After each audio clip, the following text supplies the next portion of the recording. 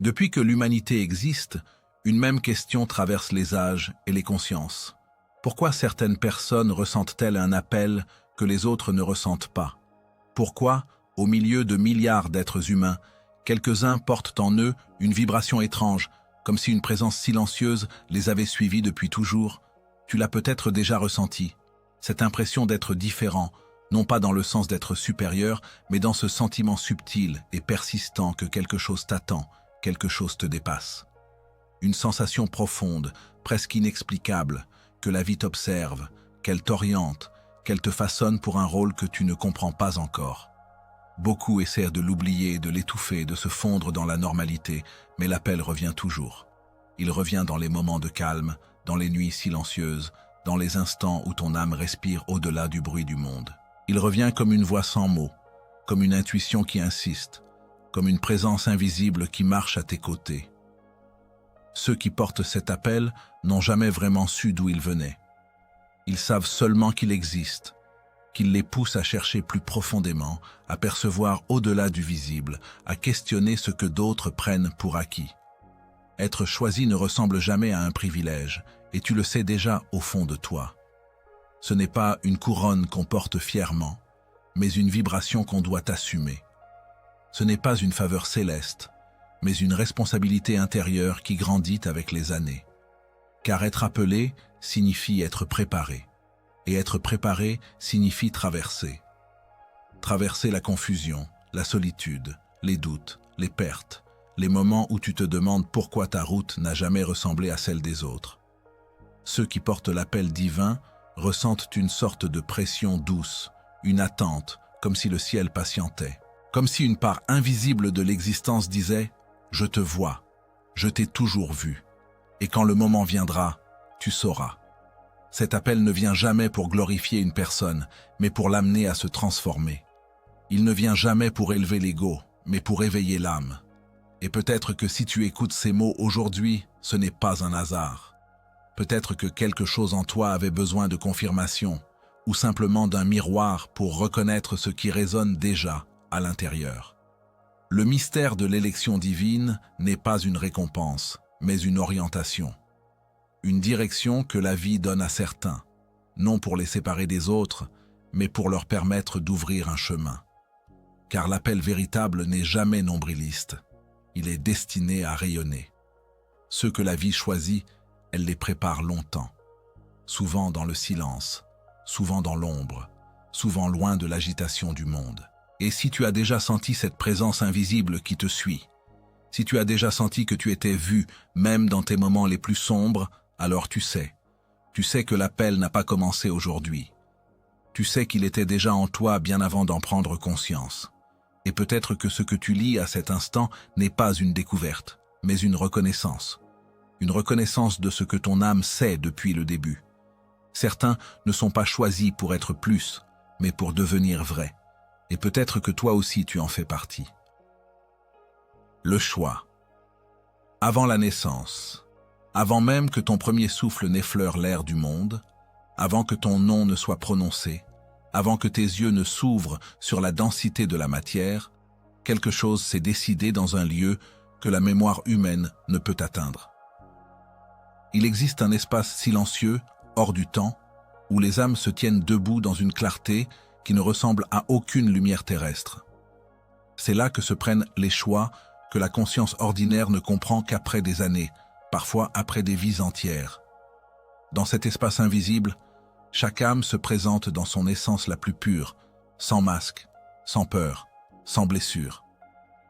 Et devant elle se déroule la grande carte de ses possibles, ce que les traditions anciennes appelaient le pacte, ou le contrat, ou encore la mission.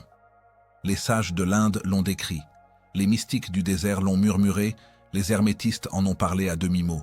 Certaines âmes ne viennent pas simplement vivre, elles viennent accomplir. Elles descendent avec un alignement particulier, une direction claire, même si elles restent oubliées au moment de l'incarnation. C'est l'un des mystères les plus subtils. L'âme choisit, mais l'humain oublie. Et c'est dans cet oubli même que commence la vraie quête. Ce chapitre parle de toi, de ce que ton âme a décidé avant ta naissance, de cette orientation silencieuse que tu as toujours ressentie. Certains croient que la vie est un hasard, un déroulement chaotique de circonstances incontrôlées. Mais ceux qui portent une vibration plus élevée savent, même sans mots, que rien n'est arbitraire. Tu as peut-être déjà eu cette sensation étrange d'être né avec une direction intérieure, un magnétisme que tu n'as jamais réussi à ignorer. Comme une boussole intégrée, une présence qui te pousse, te corrige, te ramène, même quand tu t'égares. Cette sensation ne vient pas de ton mental. Elle vient d'une décision prise avant ton incarnation. Une décision prise par ton âme dans une lucidité parfaite. Les traditions anciennes enseignaient que l'âme n'arrive jamais seule.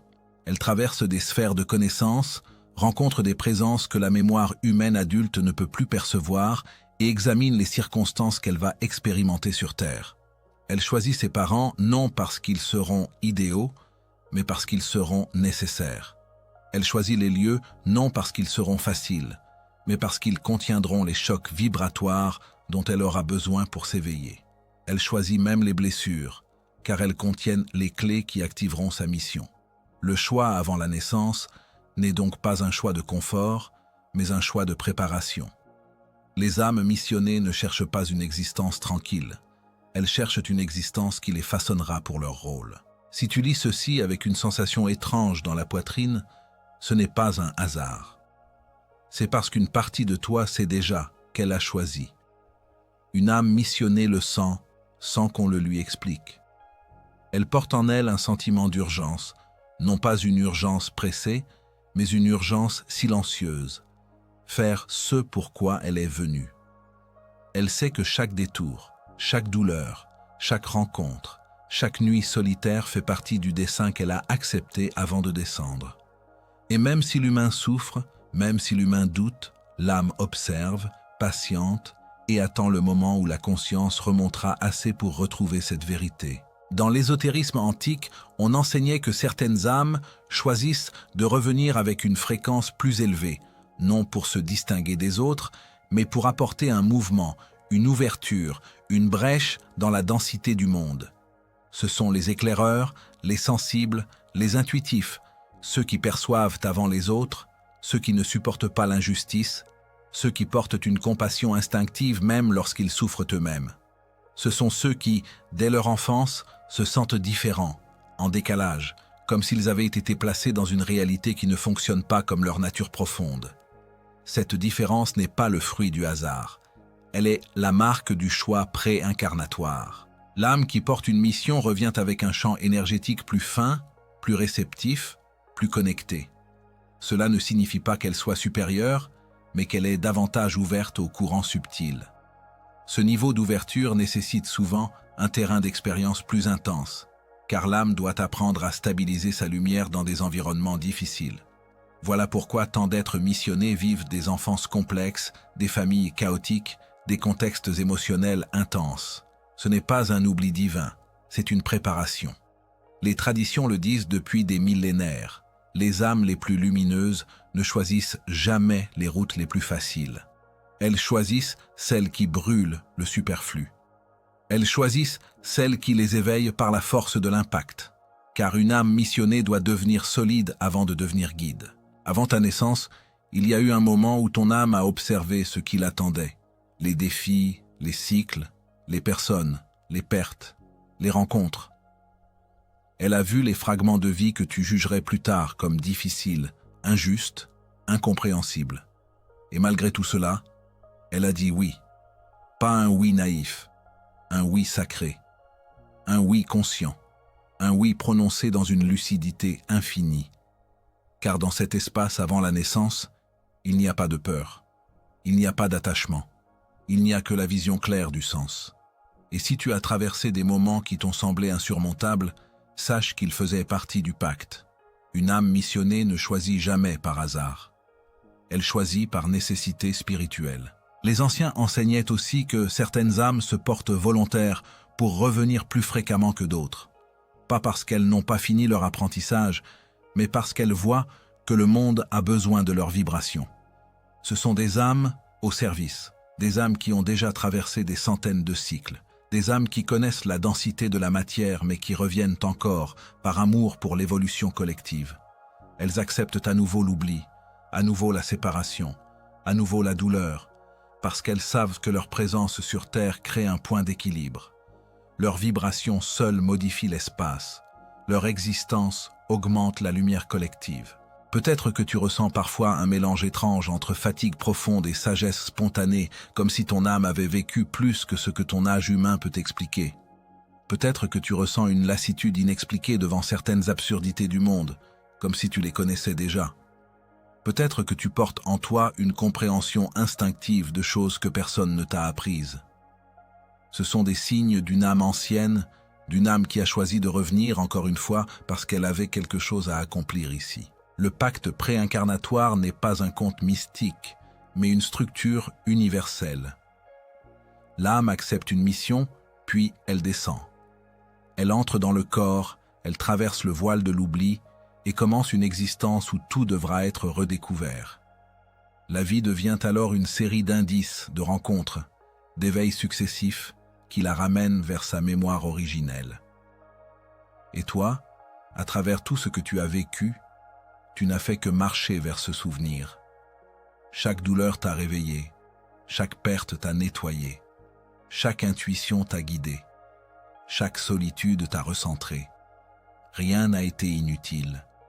Tout correspond à une promesse ancienne, celle que ton âme a faite avant ton premier souffle. Ce chapitre est une invitation à te souvenir, pas avec ton mental, mais avec ta vibration. Car si tu as déjà ressenti que tu n'étais pas ici par hasard, si tu as déjà senti que quelque chose en toi voulait s'éveiller, c'est que ton âme commence à remonter vers ce choix primordial. Et lorsque tu te souviendras pleinement, tu comprendras que tu n'as jamais été abandonné, tu n'as jamais été oublié, tu n'as jamais été perdu. Tu as simplement été en chemin vers toi-même, vers ta mission, vers ce que ton âme a toujours su. Elle a choisi avant de naître, et aujourd'hui elle te demande d'assumer ce choix. L'âme, qui ressent, l'appelle. Avant la vie. Il existe des êtres qui semblent entrer dans ce monde avec une sorte de lumière invisible déjà allumée en eux. Avant même de pouvoir parler, avant même de comprendre les règles du jeu humain, ils portent quelque chose dans le regard. Quelque chose d'indéfinissable, comme une mémoire ancienne, comme une nostalgie d'un lieu qu'ils ne peuvent pas décrire mais qu'ils semblent pourtant avoir déjà visité. Ce sont ces êtres qu'on appelle, dans les traditions spirituelles, les âmes qui ressentent l'appel avant même la vie. On les reconnaît par leurs différences subtiles, leur sensibilité hors norme, ce mélange étrange d'innocence et de profondeur que rien n'explique. C'est comme si leur incarnation n'était pas un hasard, mais un prolongement d'une mission déjà commencée avant leur naissance. Dans de nombreuses traditions mystiques, on dit que certaines âmes n'arrivent pas sur Terre comme des pages vierges. Elles arrivent déjà écrites. Elles apportent avec elles un écho, un parfum d'univers lointain, un souffle d'une sagesse qu'elles n'ont jamais étudiée, mais qu'elles semblent connaître intimement. Les anciens parlèrent de ces êtres comme d'âmes anciennes, mais ce n'est pas seulement une question d'âge spirituel, c'est une question de résonance. Ces enfants-là ressentent un appel bien avant de pouvoir le nommer. Leur cœur reconnaît un chemin avant leur esprit. Leur être se souvient de quelque chose que leur mémoire humaine ne peut pas encore saisir. Et très souvent, cette différence les isole très tôt. Ce sont souvent des enfants silencieux, sensibles, observateurs, parfois même en décalage avec leur environnement. On dit qu'ils voient derrière les apparences. Ils ressentent ce que les autres ne ressentent pas. Ils pleurent pour des choses que personne ne comprend. Ils questionnent des réalités que les adultes eux-mêmes n'osent pas regarder en face. Pourtant, cette hypersensibilité n'est pas une fragilité. C'est une signature divine. C'est le premier langage de l'âme élue, l'un des premiers signes de son appel originel. Car l'âme qui doit porter une mission commence par ressentir. Toujours. Elle ressent avant d'agir. Elle capte avant de comprendre. Elle absorbe avant d'exprimer. Le monde la traverse plus profondément que les autres. Et parfois, ce monde la blesse très tôt. Beaucoup de ces enfants se sentent étrangers dans leur propre maison. Ils ont l'impression d'être nés dans une famille qui ne les reconnaît pas intérieurement. Ils aiment, mais ils se sentent différents. Ils participent, mais ils se sentent ailleurs. Ils jouent, mais une partie d'eux observe la scène comme si elle n'y appartenait pas complètement. Certains décrivent cette sensation comme un décalage invisible, une distance subtile entre eux et la réalité. Mais cette distance n'est pas un défaut, c'est un espace sacré. C'est dans cet espace que leur âme écoute. C'est dans cet espace que le monde spirituel leur parle. L'hypersensibilité, chez ces êtres, n'est jamais un accident. Elle est intentionnelle. Elle est programmée dans la structure même de leur être. C'est comme si la création avait déposé en eux un instrument finement accordé pour percevoir les vibrations subtiles du monde. Cette sensibilité intense permet à l'âme de reconnaître les signes qui guideront son chemin. Elle permet de détecter les mensonges, les illusions, les décalages entre la parole et l'énergie, entre l'apparence et la vérité. Elle permet de ressentir la souffrance des autres, parfois même plus que la sienne. Ces enfants voient ce qui est caché, non pas avec les yeux, mais avec le cœur. Et parce qu'ils ressentent trop, très tôt, ils apprennent à se protéger. Ils observent beaucoup. Ils préfèrent souvent la solitude, non par rejet des autres, mais parce que leur système intérieur a besoin d'espace. Ce sont des âmes qui méditent sans le savoir, qui contemplent sans effort, qui prient sans mots. Le simple fait d'être présent dans le silence est déjà une communion. Et bien que cela puisse sembler étrange aux yeux du monde, cette profondeur est en réalité la preuve que leur appel existait bien avant leur incarnation. Car l'âme qui se prépare à une grande mission ne s'éveille pas à 20 ans ni à 40. Elle gronde dès l'enfance. Dans les traditions anciennes, on disait que ces enfants étaient touchés par le ciel. Non pas parce qu'ils seraient supérieurs aux autres, mais parce qu'ils étaient porteurs d'une vibration spécifique, une vibration rare, une fréquence qui devait être préservée, cultivée et protégée. L'univers place en eux une conscience précoce du mystère, une sorte de pressentiment de la profondeur de la vie. Ils ne comprennent pas pourquoi ils sont différents, mais ils sentent qu'ils doivent l'être. Ils sentent que quelque chose en eux ne doit pas se perdre. Certains enfants, très jeunes, posent des questions qui dérangent les adultes. Pourquoi je suis ici? Pourquoi je sens quelque chose dans mon cœur quand personne ne parle? Pourquoi est-ce que je sais que cette personne va mal alors qu'elle sourit? Ils ont parfois des rêves étrangement réels, des intuitions fortes, des visions symboliques qu'ils ne savent pas interpréter. Là encore, ce n'est pas du hasard. Ce sont les premières transmissions. Ce sont les premiers souvenirs subtils d'une vie avant la vie. Le voile n'est pas encore complètement refermé. Leur âme porte encore des traces de ce qui a été décidé avant leur venue. Ce sont également les enfants qui, malgré leur douceur, ont une force intérieure immense. Une force qu'on ne voit pas immédiatement. Une force qui se manifeste dans leur capacité à supporter des choses que d'autres ne pourraient pas supporter. Ils endurent, ils encaissent, ils portent des fardeaux émotionnels lourds, non pas parce que la vie serait injuste avec eux, mais parce que leur âme est déjà en formation pour sa mission. L'âme élue est confrontée très tôt à des défis émotionnels, affectifs ou spirituels, car ces épreuves sculptent la sagesse qu'elle devra transmettre plus tard. Ce n'est jamais facile, mais ce n'est jamais inutile. Chaque douleur, chaque solitude, chaque confusion est un enseignement subtil inscrit dans leur chemin bien avant leur naissance. Quand on observe ces âmes dans leur enfance, on voit un mélange de fragilité et de puissance, une douceur presque angélique et une profondeur presque ancienne. Elles ne savent pas encore qu'elles sont des êtres d'appel, des âmes préparées, mais leur être le sait déjà. Elles ne comprennent pas pourquoi elles ressentent tout plus fortement, mais leur vibration le révèle. Elles ne savent pas encore qu'elles feront un jour une différence dans la vie d'autres personnes, mais leur destin est déjà en mouvement, comme si l'univers les avait programmées pour être des récepteurs de lumière, comme si elles devaient d'abord apprendre à ressentir avant d'apprendre à transmettre, comme si leur sensibilité était la première pierre de leur futur chemin. Avant même d'être capables de s'exprimer, elles portent déjà un appel. Avant même d'avoir un nom, elles portent déjà une mission. Et avant même de comprendre le monde, elles portent déjà une conscience du mystère. Ces âmes viennent souvent au monde avec une mémoire spirituelle encore fraîche, une mémoire qui les rend différentes, profondes, sensibles, mais aussi intuitivement connectées à quelque chose de plus grand. Il n'y a pas d'accident dans cela. Rien n'est laissé au hasard, car l'appel divin n'est pas soudain, il est une continuité. Il ne commence pas dans la vie. Il commence avant. Et les âmes qui ressentent l'appel avant la vie sont souvent celles qui, plus tard, deviendront les guérisseurs, les éveilleurs, les guides, les porteurs de lumière silencieux. Elles marchent dans le monde comme dans un rêve qu'elles n'ont pas encore totalement compris, mais qu'elles savent être important. Leur enfance est un tissage d'enseignements invisibles, de perceptions fines, de blessures précieuses et de révélations discrètes. Leur différence est leur marque, leur sensibilité est leur force, et leur appel, même muet, est déjà une onde qui résonne dans leur âme. Car l'élu ne devient pas élu. L'élu se souvient qu'il l'a toujours été. Et chez ces âmes, le souvenir commence avant même le premier souffle. Les épreuves qui forgent les élus. Depuis les premiers âges, les traditions anciennes affirment que les âmes destinées à porter une lumière particulière ne traversent jamais la vie comme les autres. Elles sont annoncées non pas par le confort, mais par l'intensité des épreuves.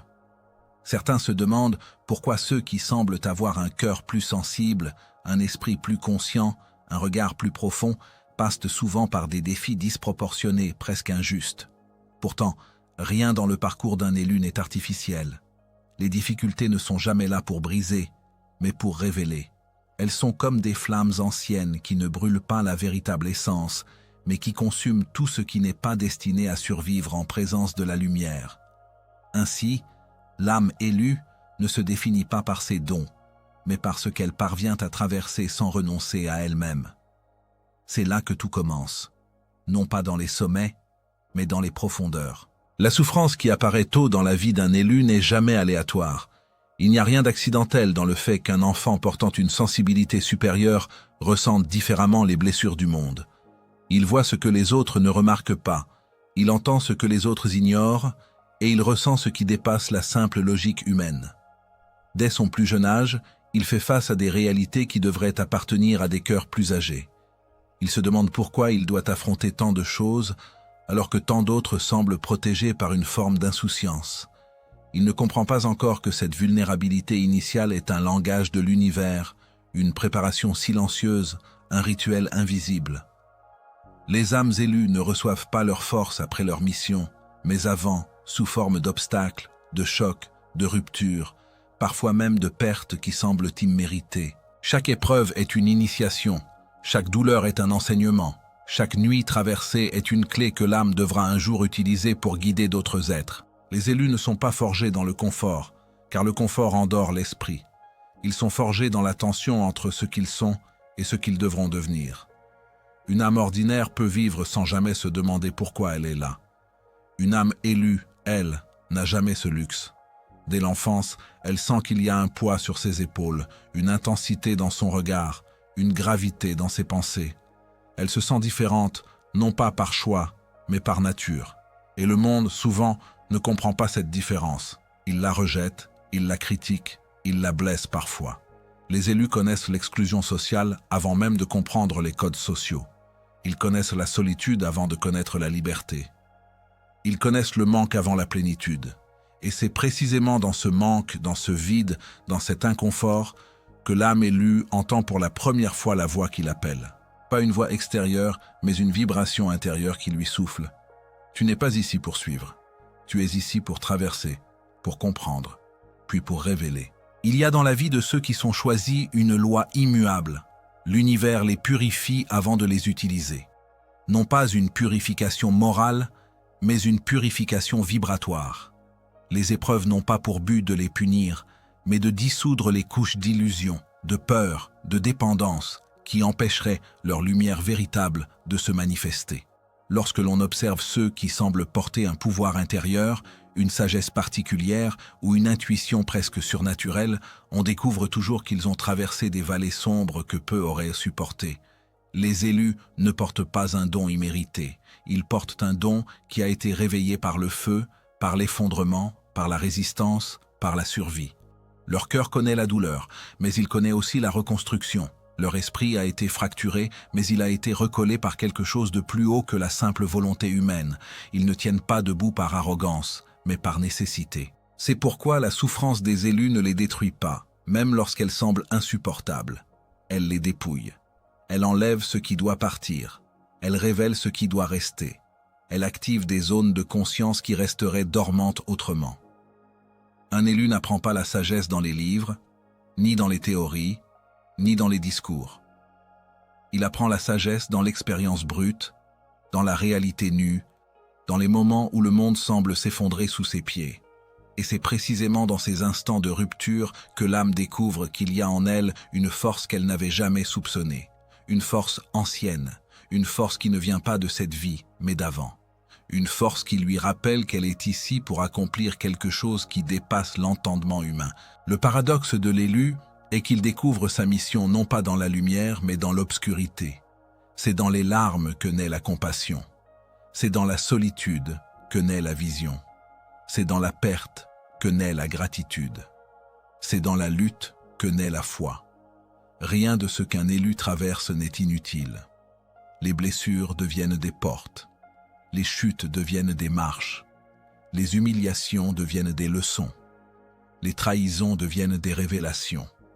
Même les silences, ces silences lourds et parfois cruels, deviennent des temples intérieurs où l'âme apprend à écouter autre chose que le bruit du monde. Quand un élu souffre, ce n'est jamais pour rester dans la souffrance. C'est pour renaître avec une conscience capable de porter un fardeau plus grand. Les anciens textes disent qu'une âme ne reçoit jamais plus que ce qu'elle peut supporter, mais les élus portent souvent bien plus que ce que la raison humaine peut expliquer. Les épreuves ne sont donc pas la preuve que l'univers t'a abandonné. Elles sont la preuve que l'univers te prépare. Car personne ne peut guider les autres sans avoir lui-même traversé la nuit. Personne ne peut parler de guérison sans avoir été blessé. Personne ne peut incarner la lumière sans avoir fait face à sa propre ombre. Les élus apprennent à marcher au milieu du chaos, non parce qu'ils aiment la douleur, mais parce que leur âme reconnaît dans chaque moment difficile une opportunité de s'élever. Ils ne sont jamais vraiment brisés, ils sont transformés. Et cette transformation devient leur véritable essence. Beaucoup se demandent pourquoi l'univers semble favoriser certains. Mais l'univers ne favorise pas, il prépare. Il façonne, il affine, il sculpte. Une âme élue est une âme travaillée, polie, martelée, comme un métal rare qui doit supporter le feu avant de devenir précieux. Ainsi, les épreuves ne sont pas un détour dans la vie d'un élu. Elles sont le chemin. Elles sont la forge dans laquelle se forme la conscience. Elles sont la matrice qui permet à l'âme de se souvenir de ce qu'elle est réellement. Une fois les épreuves traversées, l'élu ne regarde plus le monde avec les mêmes yeux. Il ne vit plus avec les mêmes peurs. Il ne respire plus avec la même insouciance. Il est devenu quelqu'un qui a vu derrière le voile. Quelqu'un qui comprend que la douleur n'est jamais une fin, mais un passage. Quelqu'un qui sait que les épreuves ne définissent pas la valeur, mais la profondeur. Et quand cette profondeur s'éveille, alors seulement l'élu comprend pourquoi il a été choisi.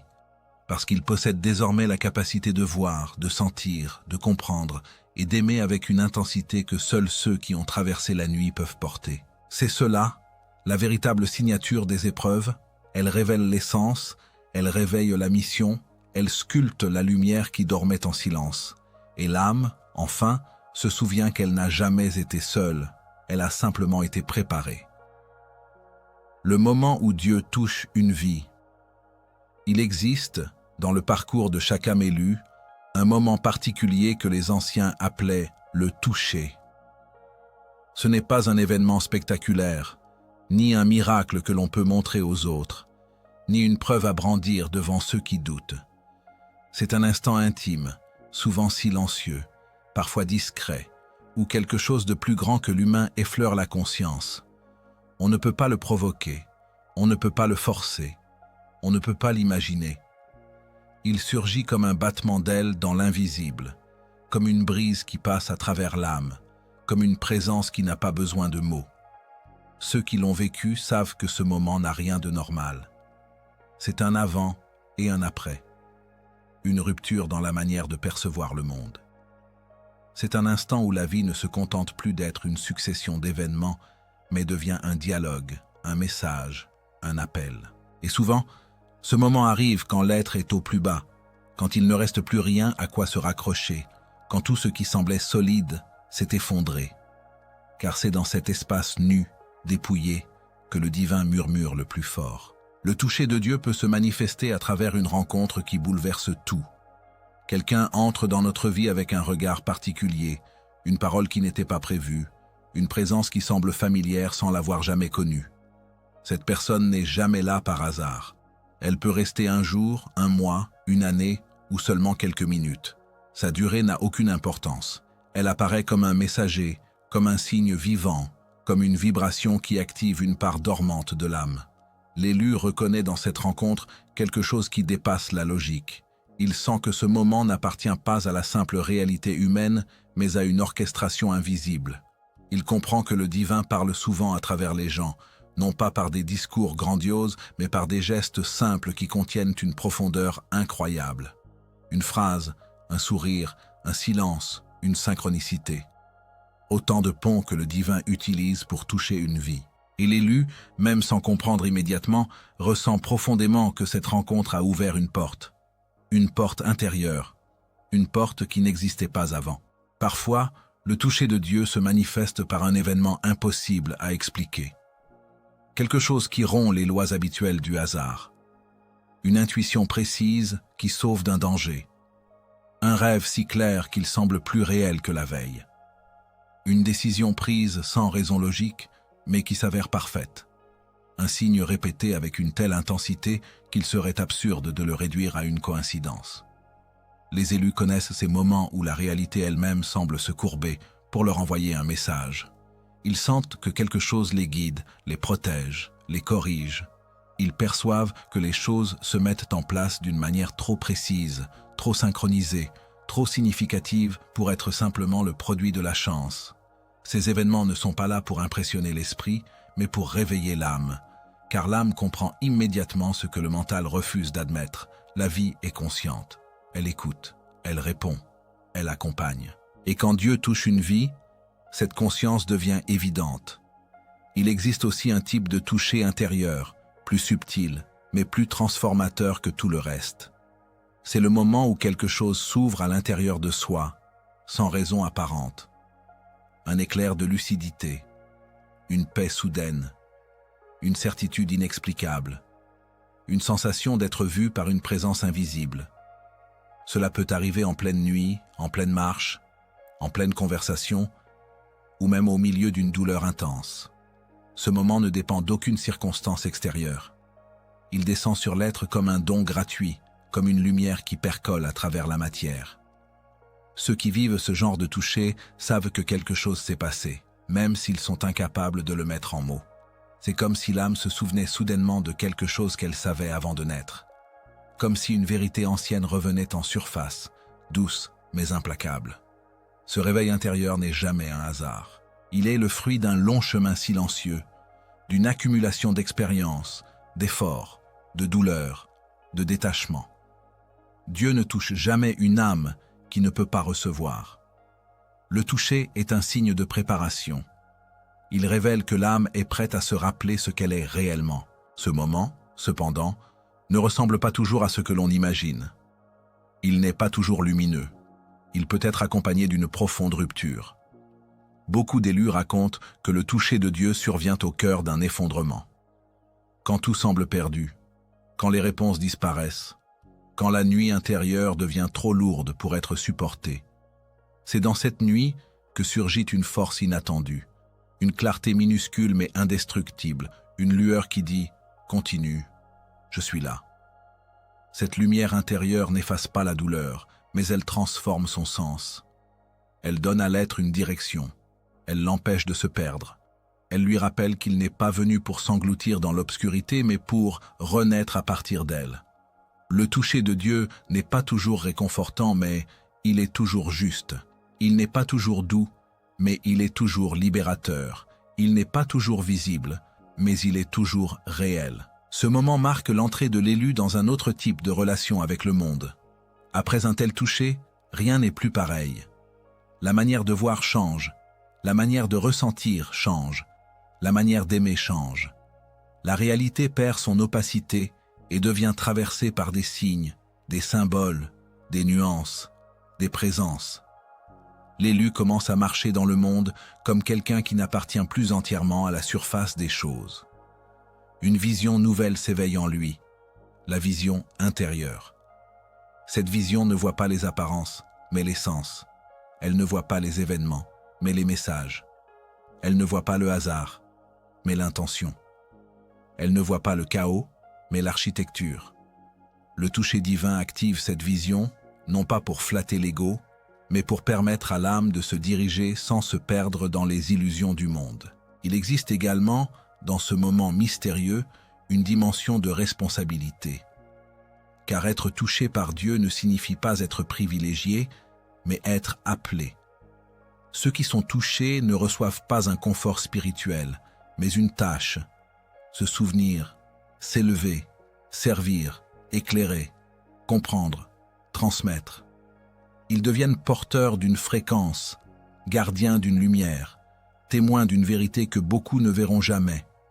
Le toucher est un sceau invisible, un sceau qui marque l'âme, un sceau qui dit « Tu n'es pas ici par hasard. Tu as quelque chose à faire, quelque chose à être, quelque chose à incarner. » Cette responsabilité n'est pas une charge, mais une confirmation. L'élu comprend que son parcours n'est pas une erreur, que sa sensibilité n'est pas une faiblesse, que ses épreuves n'étaient pas des condamnations. Tout était une préparation pour ce moment où le divin se manifeste dans sa vie. Lorsque le toucher divin survient, l'être commence à ressentir une forme de certitude intérieure. Pas une certitude mentale, fragile et changeante. Une certitude vibratoire. Une sensation simple mais profonde. Je suis guidé. Cette certitude devient une boussole. L'élu ne se fie plus uniquement à ce que les yeux voient ou à ce que les oreilles entendent. Il se fie à ce que son âme ressent. Il se fie à cette résonance intérieure qui ne ment jamais. Il se fie à cette paix étrange qui apparaît au milieu des tempêtes. Et même lorsque le chemin semble obscur, il sait qu'il n'est plus seul. Le toucher divin instaure une relation intime entre l'âme et le mystère. Une relation qui ne s'explique pas, mais qui transforme tout. À partir de ce moment, l'élu marche différemment dans le monde. Il ne cherche plus à être compris par tous. Il ne cherche plus à convaincre. Il ne cherche plus à suivre la cadence des autres. Il avance avec une force tranquille, avec une confiance douce, avec une présence profonde. Il devient lui-même un signe. Il devient lui-même une preuve vivante que le divin agit dans les vies. Le toucher de Dieu ne crée pas des maîtres. Il révèle des êtres capables d'aimer, de comprendre, de pardonner, de percevoir. Il révèle ceux qui peuvent traverser les mondes sans se perdre. Il révèle des âmes qui portent en elles la mémoire de l'invisible. Et dans cette révélation, l'élu découvre sa véritable nature, non pas celle d'un être privilégié, mais celle d'un être éveillé. Car Dieu ne touche pas pour choisir, il touche pour réveiller, il touche pour rappeler, il touche pour ramener l'âme à sa propre lumière. Et c'est dans ce moment sacré, ce moment où le divin effleure la vie, que commence véritablement le chemin de ceux qui sont appelés. Leur vie ne devient pas plus facile, elle devient plus profonde, elle ne devient pas plus confortable, elle devient plus vraie. Car l'élu comprend enfin que l'existence n'est pas un accident, mais une rencontre permanente entre l'humain et le divin. Et cette rencontre commence toujours par ce moment unique. Le moment où Dieu touche une vie et la transforme pour toujours. La solitude. Comme appel sacré.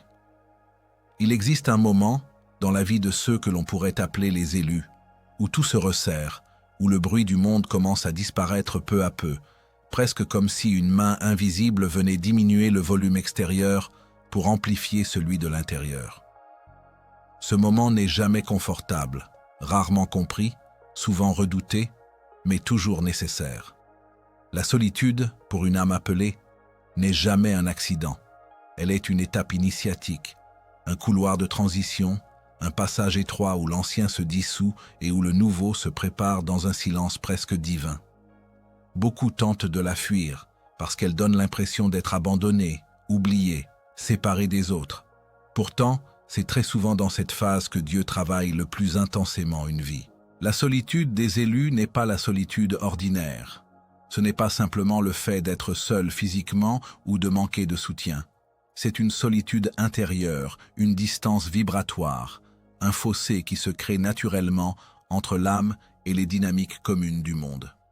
Ce n'est pas une solitude que l'on choisit, c'est une solitude qui s'impose.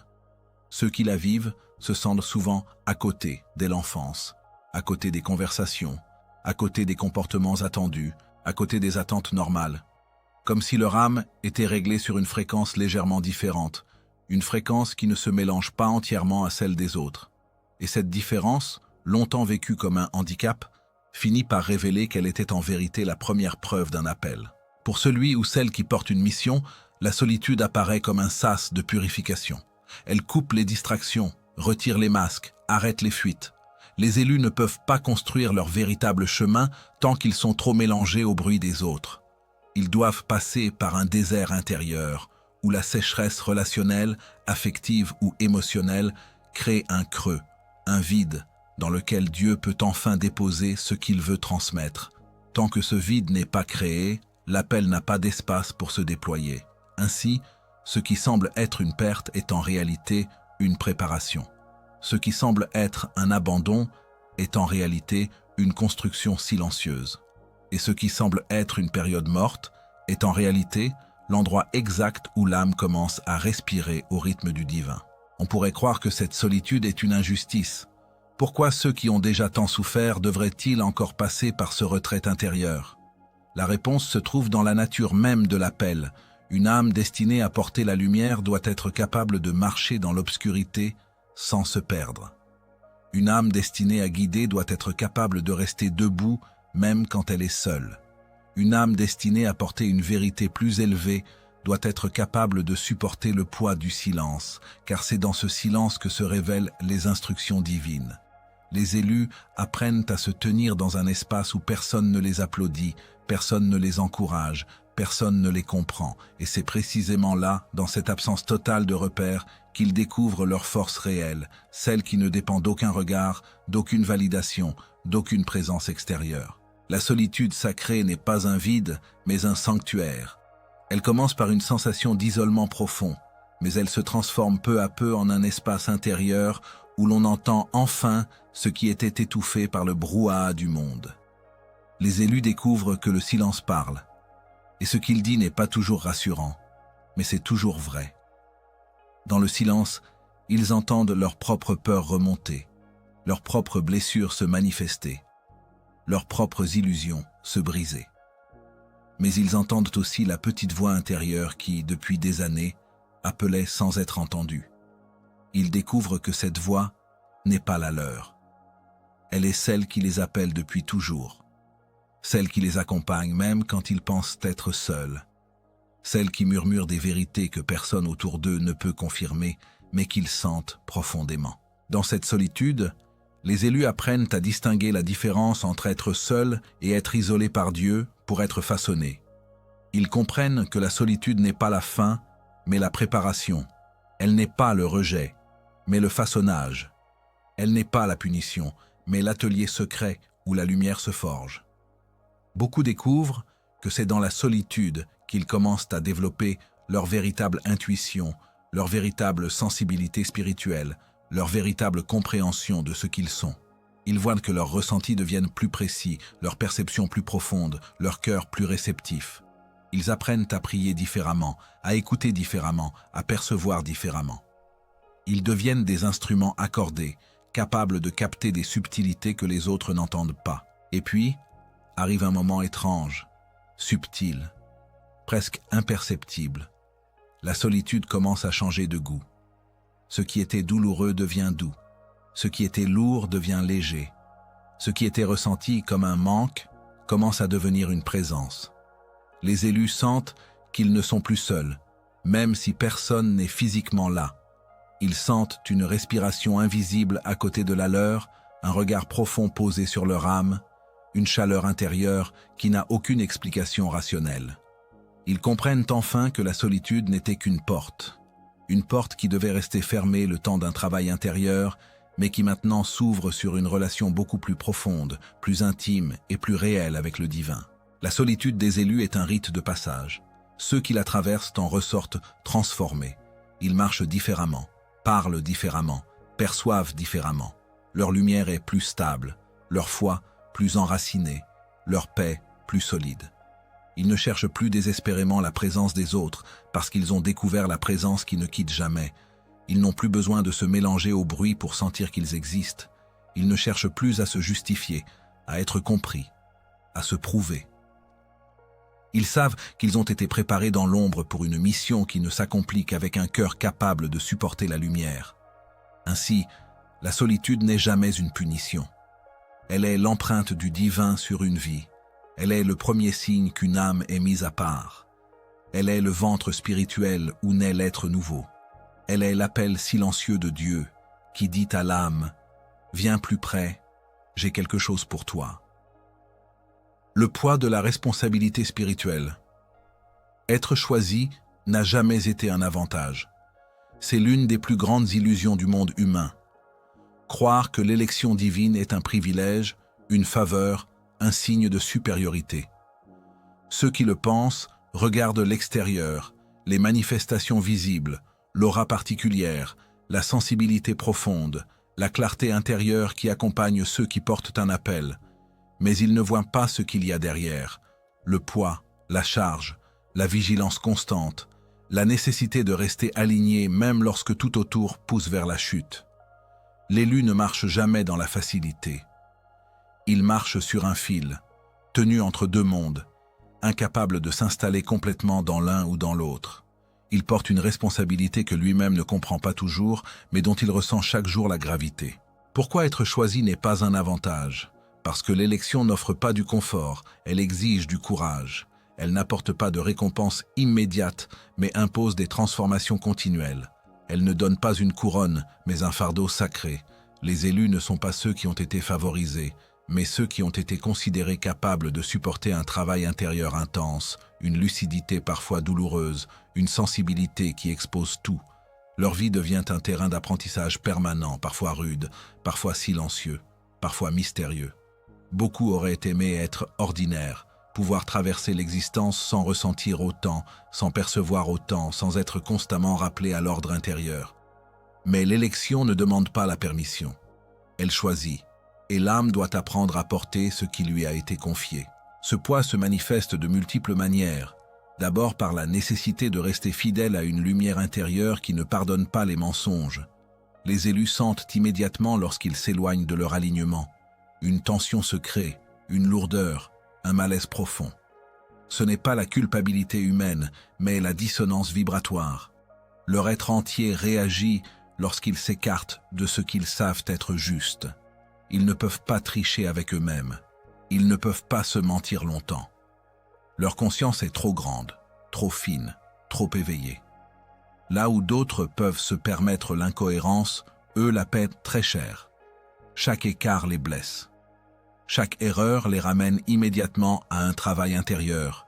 C'est l'une des charges les plus lourdes, ne pas avoir la possibilité de dormir spirituellement. Ne pas pouvoir se perdre dans le monde comme tout le monde. Être constamment rappelé, constamment tiré vers le haut, constamment guidé vers la responsabilité. La charge vibratoire à maintenir est réelle, presque physique parfois. Une âme choisie porte une intensité particulière. Elle doit maintenir une clarté intérieure, un niveau énergétique constant, une connexion vivante. Et cette maintenance demande des sacrifices, celui de s'éloigner des environnements qui dégradent l'énergie, celui de couper certains liens, celui de s'isoler pour se régénérer, celui de refuser certaines tentations, celui de dire non même lorsque tout pousse à dire oui. Rien de cela n'est facile. L'élu doit veiller à son propre champ énergétique, comme un gardien veille au feu sacré. Il ne peut pas se laisser envahir par n'importe quoi, ni s'exposer à des vibrations trop lourdes, ni se mélanger sans discernement.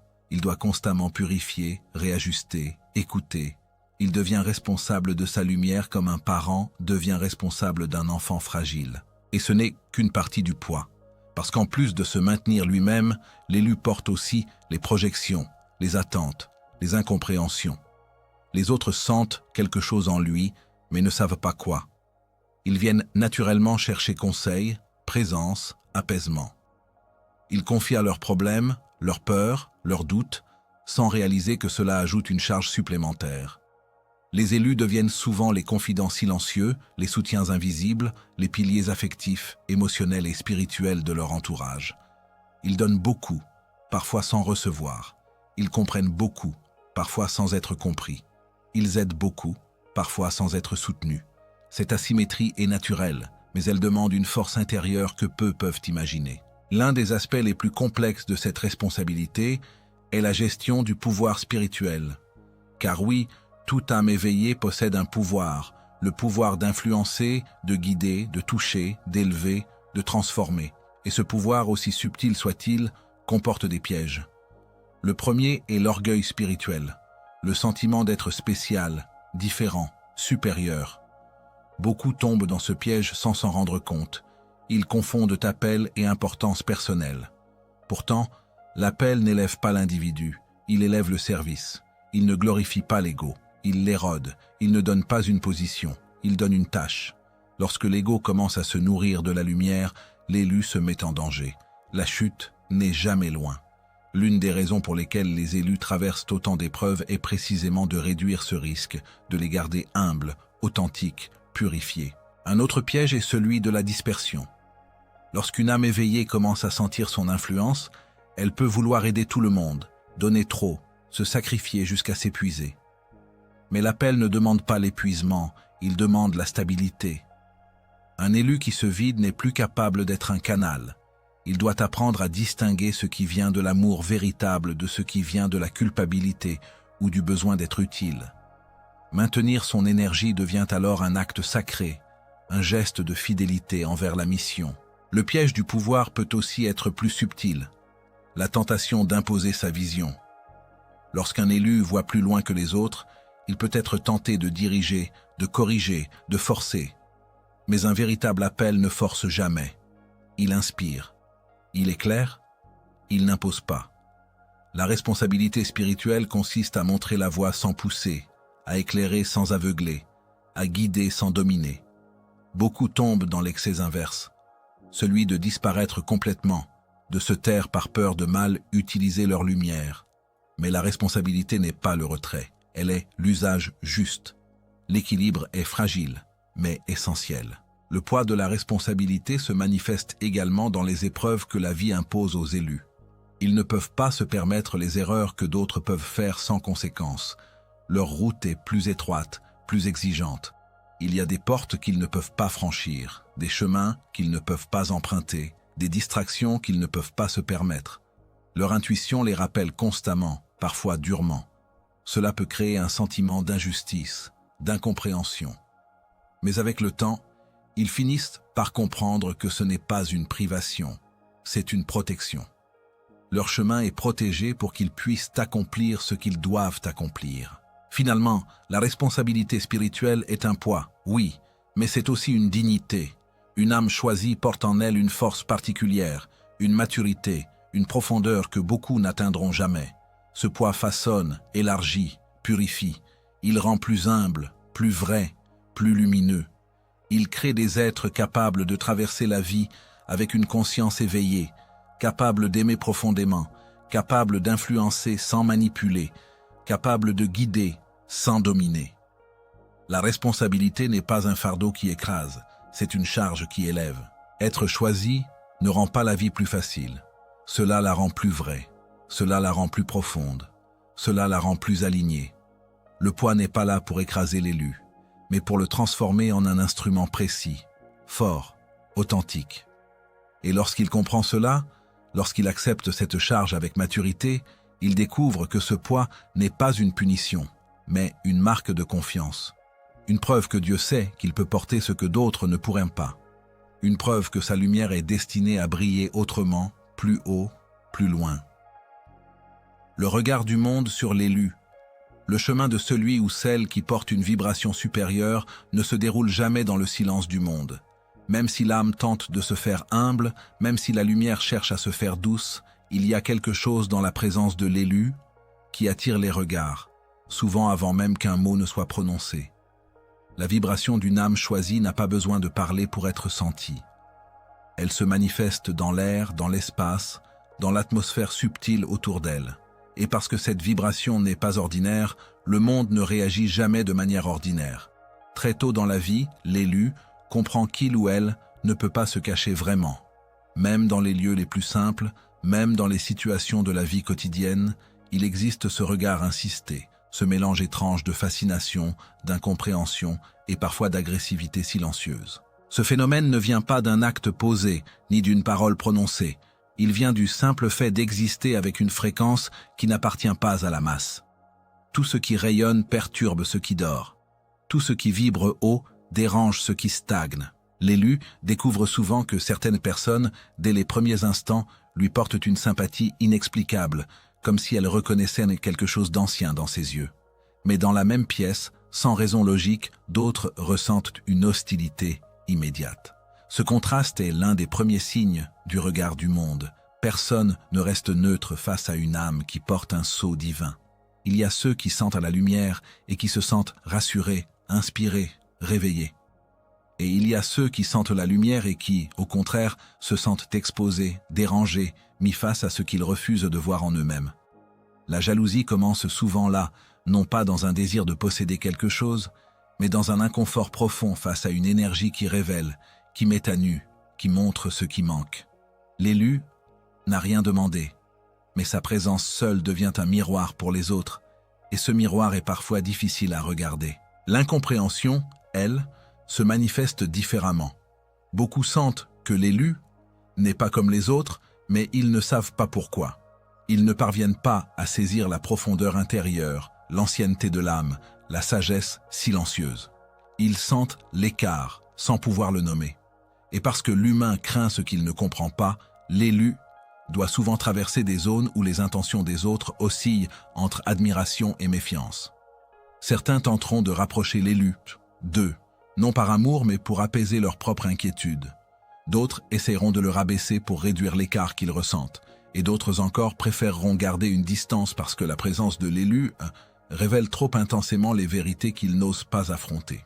Puis viennent les attaques spirituelles, celles qui ne se voient pas mais qui se sentent profondément. Elles ne sont pas toujours intentionnelles. Parfois, elles proviennent d'âmes perturbées par la lumière et qui, inconsciemment, tentent d'éteindre ce qu'elles ne peuvent comprendre.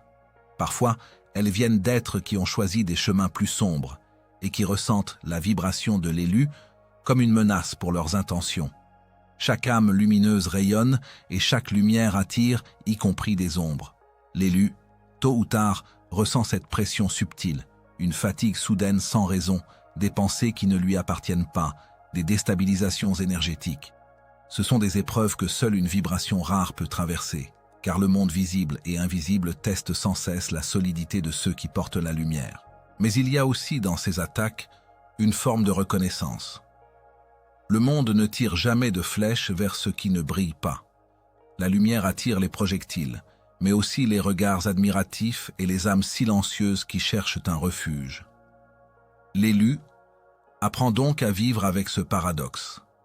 Être aimé et rejeté, admiré et critiqué, recherché et évité.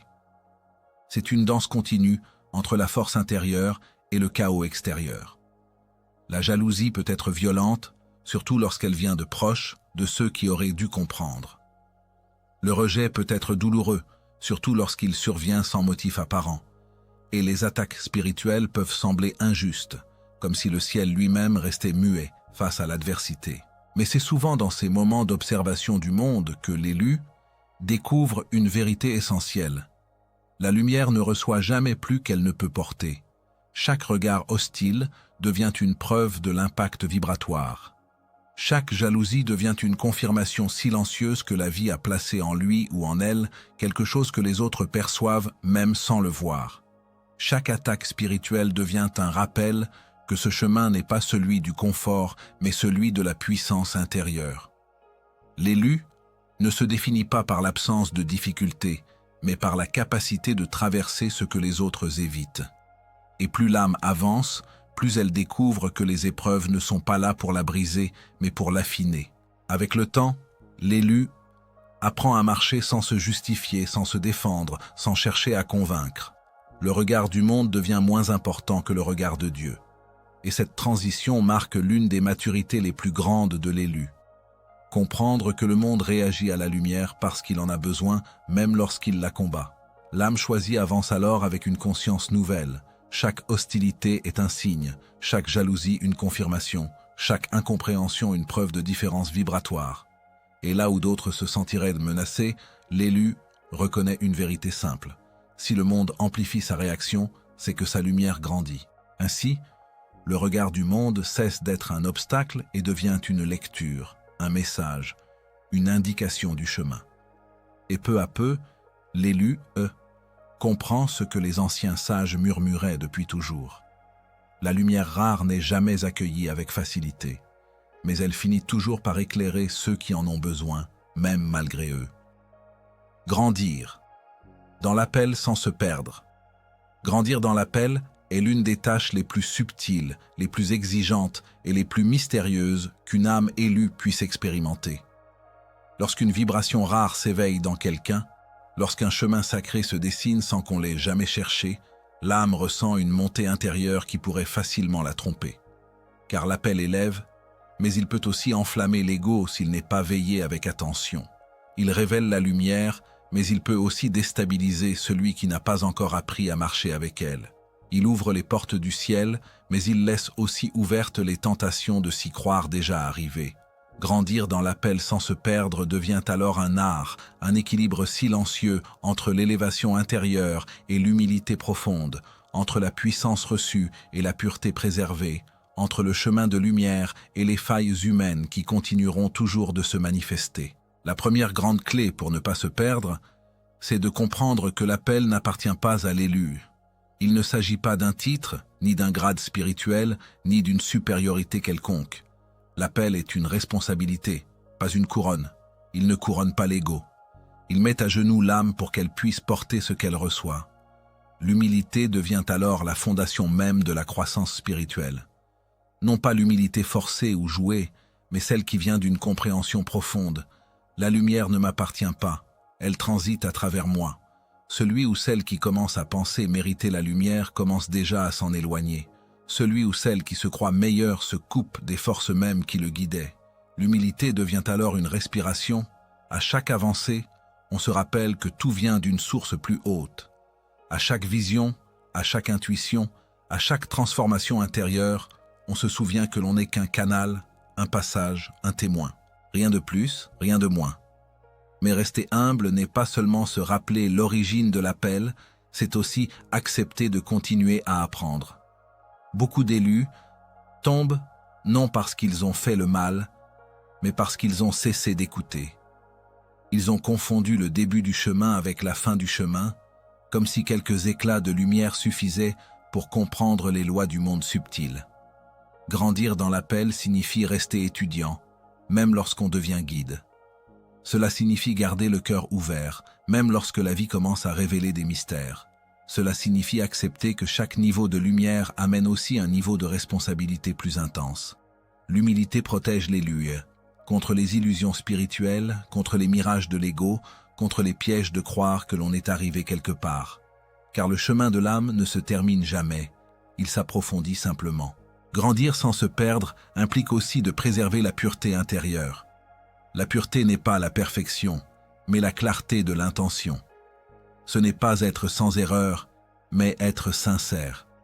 C'est agir depuis un espace de cœur, pas pour être vu, pas pour être admiré, pas pour nourrir une identité spirituelle. Beaucoup de personnes éveillées perdent leur sens, non pas parce qu'elles dérivent dans les ténèbres, mais parce qu'elles se laissent capturer par l'idée d'être éveillées. La pureté demande de couper tout ce qui altère la vibration, les influences toxiques, les désirs de reconnaissance, les comparaisons, les jalousies, les attitudes de supériorité, les élans de vouloir prouver ou convaincre. Plus la lumière grandit, plus elle attire ceux qui cherchent à la dévier. La pureté devient alors une vigilance. Rester centré, rester vrai, rester simple. Ne jamais manipuler la lumière. Ne jamais la déformer pour obtenir ce qu'on veut. Ne jamais l'utiliser comme outil contre les autres. La pureté est ce qui garde l'élu en accord avec sa mission. Grandir dans l'appel demande aussi un alignement constant. L'alignement n'est pas une posture extérieure, c'est une vibration intérieure. C'est la cohérence entre ce que l'on ressent, ce que l'on pense, ce que l'on dit et ce que l'on fait. Lorsque l'un de ces éléments se désaccorde, la vibration chute. L'élu ressent cela plus fortement que les autres, parce que son âme a été calibrée pour fonctionner dans la droiture vibratoire. L'alignement demande de dire non quand l'âme dit non, même si l'esprit hésite. Il demande de s'éloigner de certains lieux, de certains êtres, de certaines habitudes, dès que la vibration commence à se troubler. Il demande de suivre un chemin intérieur, même si personne autour ne le comprend. L'alignement demande du courage, celui de rester fidèle à la voix intérieure plutôt qu'au bruit du monde. Ce chemin n'est pas facile. Rester humble, pur et aligné dans un monde rempli de distractions, de tentations, de provocations, d'énergies contradictoires, est une discipline invisible. C'est un travail intérieur constant. C'est une posture d'âme que personne ne voit, mais que l'univers observe. Et c'est justement ce qui fait la grandeur des élus. Ils ne sont pas choisis parce qu'ils sont parfaits, mais parce qu'ils sont capables de revenir à la lumière même lorsqu'ils s'en écartent. L'univers ne demande pas l'innocence, mais la fidélité. Il ne demande pas la force, mais la présence. Il ne demande pas la pureté absolue, mais l'effort de la préserver. Grandir dans l'appel sans se perdre demande aussi de ne pas se laisser dévorer par l'importance du rôle. L'élu n'est pas au centre de l'histoire, il est au service de quelque chose de plus grand. Ce qui le protège de l'orgueil, c'est la conscience profonde que le monde n'attend pas de lui une performance, mais un rayonnement. Il n'a rien à prouver, il a seulement à être. Et dans cette simplicité, la lumière circule avec une puissance incroyable. Plus l'élu s'efface, plus la lumière se montre, plus il laisse la source agir à travers lui, plus l'appel devient fluide. Grandir sans se perdre signifie savoir disparaître derrière la vibration. Enfin, grandir dans l'appel signifie accepter de devenir un refuge pour d'autres, sans jamais devenir une idole pour soi-même. C'est accompagner, éclairer, guider lorsque l'univers le demande, sans jamais chercher à posséder les âmes ni à inspirer une dépendance. L'élu, véritable élève les autres vers leur propre lumière, pas vers la sienne. Il ne crée pas des disciples, il réveille des consciences. Ainsi, grandir dans l'appel sans se perdre est l'art le plus délicat qu'une âme puisse apprendre. C'est marcher avec la lumière sans se croire lumière. C'est recevoir une mission sans s'en attribuer la gloire. C'est rester pur dans un monde qui teste sans cesse la vibration. C'est rester aligné dans un univers qui tente de détourner les âmes éveillées. Et c'est, finalement, comprendre que l'appel n'est pas le sommet. C'est le début d'un chemin qui demande plus de cœur que de pouvoir, plus d'humilité que de force, plus d'authenticité que de connaissance. L'élu, qui maîtrise cela, ne se perd jamais. Il devient ce qu'il devait toujours être, un canal vivant, un gardien de vibration, un témoin silencieux de la lumière qui passe à travers lui. Le vrai sens d'être choisi. Il existe une grande illusion qui traverse les siècles, une illusion nourrie par l'ego, les contes anciens et les fantasmes humains, celle de croire que l'élu est celui qui domine, celui qui se tient au-dessus des autres, celui qui reçoit une couronne que personne d'autre ne peut porter. Mais la vérité réelle, profonde, celle que les mystiques ont toujours murmurée dans les temples marchands, dans les grottes silencieuses et dans les nuits étoilées, est totalement différente. Être choisi n'a jamais été une consécration sociale. Ce n'est pas une élévation au-dessus du monde, mais un appel à descendre dans sa profondeur. L'élu n'est pas celui qui obtient un privilège. Il est celui qui accepte un poids, une lumière, une responsabilité dont la plupart ne veulent pas. Un véritable élu n'est pas celui qui domine, mais celui qui, dans les moments où tout semble s'éteindre, accepte d'être la lueur fragile qui empêche l'obscurité de gagner entièrement. C'est celui qui porte une lampe dans les ténèbres, sans jamais demander à être applaudi pour cela. Car la lumière véritable n'a pas besoin de spectacle. Elle n'a pas besoin de reconnaissance. Elle existe pour éclairer, pas pour être admirée. Quand une âme est choisie, elle ne reçoit pas une promesse de facilité. Elle reçoit une mission. Apporter un souffle, un mot, un geste, une présence qui transforme. Le monde ne demande pas aux élus d'être parfaits, mais d'être capables de tenir debout quand tous tombent. Parfois, cette tenue debout n'est même pas visible. Elle se joue dans le silence de l'âme, dans les nuits de doute, dans les moments où la foi semble mince comme un fil. Et pourtant, c'est ce fil qui maintient l'équilibre du destin. Être choisi signifie être un point d'appui dans le vaste mouvement de la création, être une étincelle consciente dans la grande respiration de l'univers. C'est accepter d'être un canal par lequel passe quelque chose qui ne nous appartient pas. L'élu n'est pas propriétaire de sa lumière, il en est le serviteur. Ce rôle final, transmettre, éveiller, guider, n'apparaît jamais soudainement.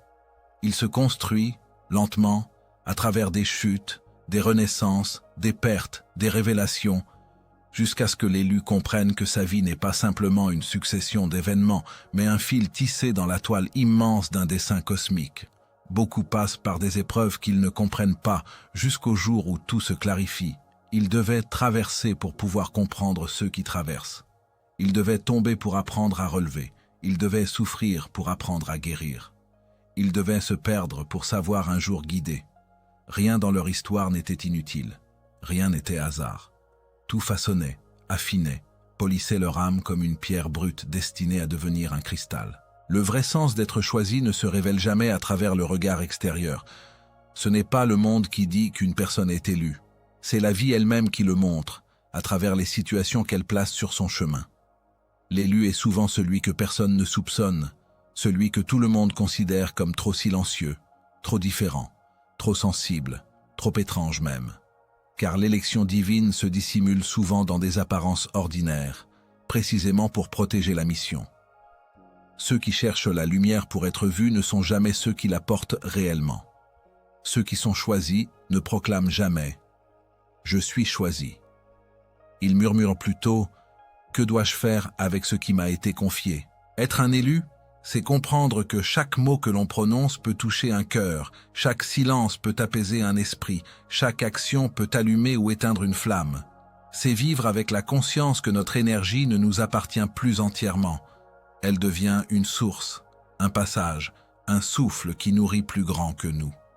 L'élu n'est pas un maître, il est un témoin. Il est un témoin de quelque chose d'invisible, d'immense, d'ancestral.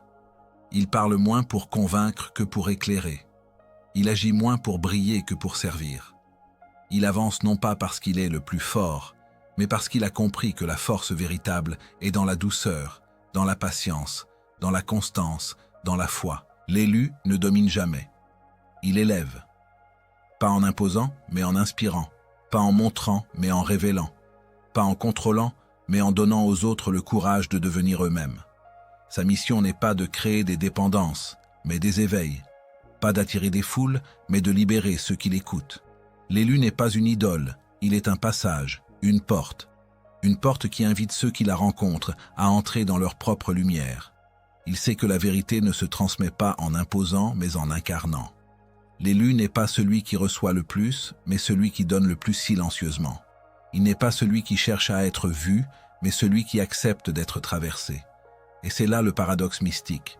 Plus l'élu s'efface, plus sa lumière se voit. Plus il devient humble, plus son rayonnement grandit. Plus il renonce à la gloire, plus son âme devient un phare. Car la lumière divine refuse l'orgueil mais bénit la simplicité. Dans la profondeur de l'élection divine, il y a une vérité qui renverse tout. Être choisi ne signifie pas être supérieur, mais être disponible.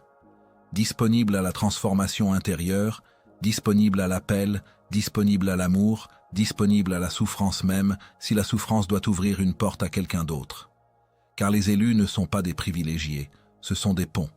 Des ponts entre la terre et le ciel, entre le visible et l'invisible, entre le cœur humain et la conscience divine. Le véritable élu n'a pas besoin que le monde le reconnaisse. Il n'a pas besoin de validation. Son âme sait, son cœur sent. Son chemin parle pour lui. Et lorsqu'il transmet, lorsqu'il éveille, lorsqu'il guide, il ne le fait jamais pour être applaudi, mais parce que l'appel est en lui, et qu'il ne peut y échapper sans trahir sa propre essence. Être choisi, au fond, c'est être appelé à devenir ce que l'on est profondément. Et ce que l'on est vraiment n'est jamais pour soi seul, c'est pour le monde. Il arrive un moment dans la vie de celui ou celle qui est appelé, où tout cesse de paraître confus. Un moment où les pièces du puzzle, longtemps dispersées dans l'obscurité, commencent à s'assembler avec une clarté presque silencieuse. C'est ce moment-là, précis et sacré, que beaucoup appellent la reconnaissance divine, lorsque Dieu reconnaît ton âme, non pas comme si elle ne lui avait jamais été familière, mais comme si l'heure était enfin venue pour que toi, tu reconnaisses sa présence dans ton propre chemin. Ce n'est pas une lumière spectaculaire, ce n'est pas un signe dramatique. C'est une révélation douce, intérieure, profonde, comme une chaleur qui s'installe dans la poitrine et qui murmure. C'est pour cela que tu as vécu tout cela. La mission se révèle souvent sans bruit. Tu réalises soudain que tout, absolument tout, avait un sens. Les pertes, les rencontres, les détours, les épreuves, les intuitions que tu n'as jamais pu expliquer. Rien n'était une erreur, rien n'était inutile. Tout façonnait ton âme pour un moment précis, celui où tu comprends qui tu es et pourquoi tu es ici. Dans ce moment de reconnaissance divine, il n'y a ni orgueil, ni excitation, ni euphorie. Il y a plutôt une acceptation tranquille, une compréhension mature, une lucidité qui te traverse comme un souffle pur. Tu n'as plus besoin de te comparer à personne. Tu n'as plus besoin de te justifier. Tu n'as plus besoin de courir. Tu deviens simplement disponible. Disponible à servir, à transmettre, à aimer, à éclairer. Ce n'est pas un rôle que tu décides d'avoir. C'est un rôle qui émerge naturellement parce que ton âme n'a plus peur de rayonner. L'acceptation intérieure, c'est ce moment où tu cesses de résister à ton propre destin, où tu arrêtes de croire que tu dois être quelqu'un d'autre pour être digne, où tu reconnais que ton parcours, avec toutes ses blessures, était exactement celui qu'il fallait pour révéler ta lumière. Acceptation ne veut pas dire résignation. C'est une ouverture. C'est dire intérieurement « je suis prêt ». Prêt à marcher sans comprendre chaque détail. Prêt à avancer même si le monde ne comprend pas ton élan. Prêt à dire oui au mystère, oui à l'appel, oui à la partie de toi qui savait depuis toujours. Quand l'âme accepte, elle ne demande plus de preuves. Elle ne cherche plus de garanties. Elle sait. Et c'est dans cette certitude sans arrogance que naît une paix que rien ne peut effacer. Une paix qui ne dépend pas des circonstances extérieures. Une paix qui ne tremble pas lorsque les autres doutent, critiquent ou s'éloignent. Une paix qui ne vacille pas lorsque la vie devient difficile. Cette paix est le sceau de l'élection divine. Elle ne vient ni de la réussite, ni des applaudissements, ni de la validation extérieure. Elle vient de l'alignement, de l'accord profond entre ton âme et ce que Dieu avait déposé en toi avant même que tu n'arrives sur cette terre.